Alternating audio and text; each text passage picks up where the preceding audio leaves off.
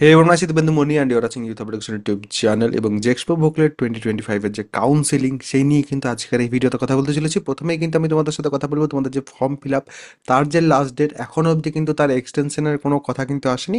এখনো অবধি 10th June অবধি কিন্তু তার যে লাস্ট ডেট সেটা কিন্তু আছে এবং সেই হিসাবে চলতে থাকলে তোমাদের কাউন্সিলিং কখন থেকে শুরু হবে, কাউন্সিলিং কিভাবে করবে, কোথায় যেয়ে কাউন্সিলিং করতে হবে, কাউন্সিলিং ব্যাপারটা কি, অনেকেই ভাবছে যে কাউন্সিলিং তোমার হয়ে কে করে দেবে, কাউন্সিলিং এ কার সাথে বসতে হবে, এই ধরনের অনেক কিছু কিন্তু মাথার মধ্যে প্রশ্ন ঘুরছে। তো সেই সব কিছু কিন্তু আমি আজকের এই ভিডিওতে তোমাদের ক্লিয়ার করতে চলেছি। অবশ্যই ভিডিওটা কিন্তু একদম শেষ অবধি দেখবে, তাহলে সেই ক্ষেত্রে কিন্তু সব যে ডাউট আছে ক্লিয়ার হয়ে যাবে এবং তারপর কিন্তু আর প্রশ্ন তোমাদের জিজ্ঞেস করতে হবে না বারবার করে। এক্সপো বুকলেট 2025 এর ক্ষেত্রে তোমাদের যে কাউন্সিলিং সেটা কিন্তু অ্যাট প্রেজেন্ট যদি 10th জুন তোমাদের ফর্ম ফিল আপ শেষ হয় তাহলে সেক্ষেত্রে তোমরা ধরতে পারো যে তোমাদের 15th 16th জুন করে তোমাদের যে র্যাঙ্ক কার্ড বা মেরিট লিস্ট সেটা কিন্তু পাবলিশ হয়ে যাবে এবং সেই ক্ষেত্রে তোমরা কিন্তু ধরতে পারো 25th জুনের কাছাকাছি বা 22 বা 23rd জুনের কাছাকাছি কিন্তু তোমাদের কাউন্সেলিং শুরু হবে।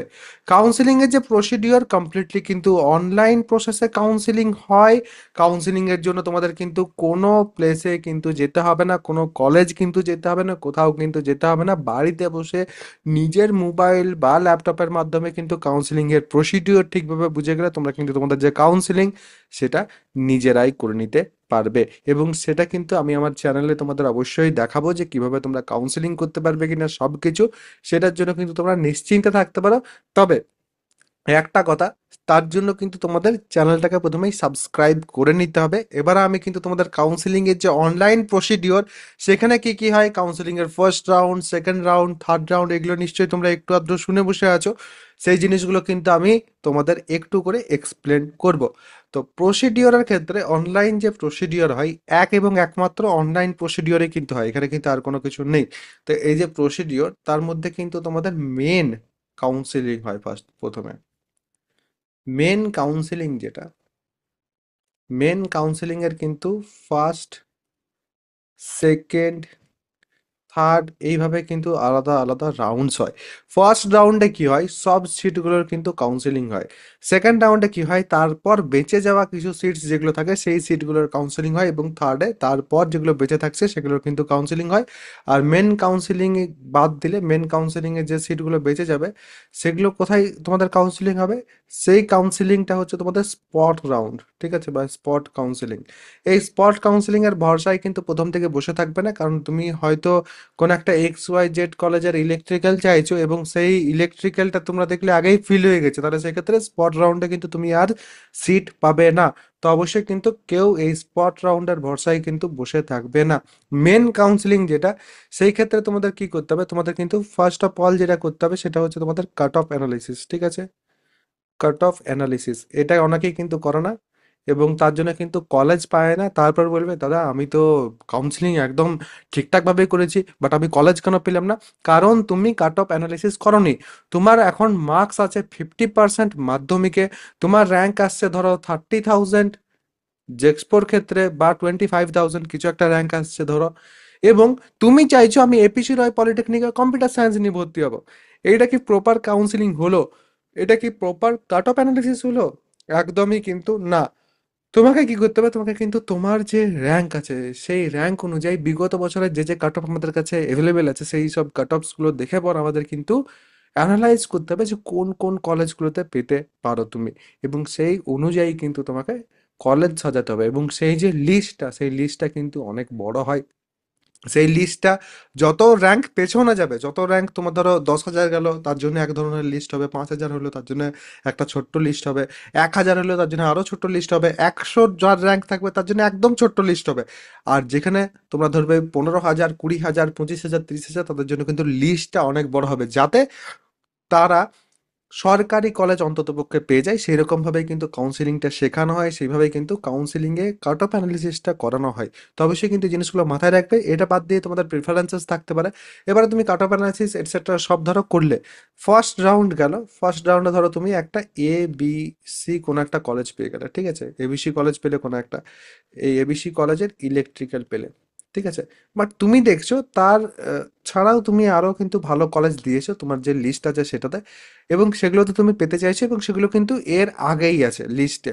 তো সেই ক্ষেত্রে তুমি কি করবে, অটো আপগ্রেডেশন করবে। ঠিক আছে, অটো আপগ্রেডেশন তুমি যখন করলে, তুমি ধরো সেকেন্ড রাউন্ড এলো, বাট সেকেন্ড রাউন্ডে আবার তুমি কিন্তু এবিসিতে ইলেকট্রিক্যাল পেয়ে গেলে, তুমি কি করবে, তুমি আরো একবার কিন্তু থার্ড রাউন্ডে যাবে। ঠিক আছে, তুমি ধরো থার্ড রাউন্ডে গেলে, এবারে তুমি কিন্তু XYZ কোনো একটা কলেজে ইলেকট্রিক্যাল পেয়ে গেলে যেটা তুমি চাইছিলে।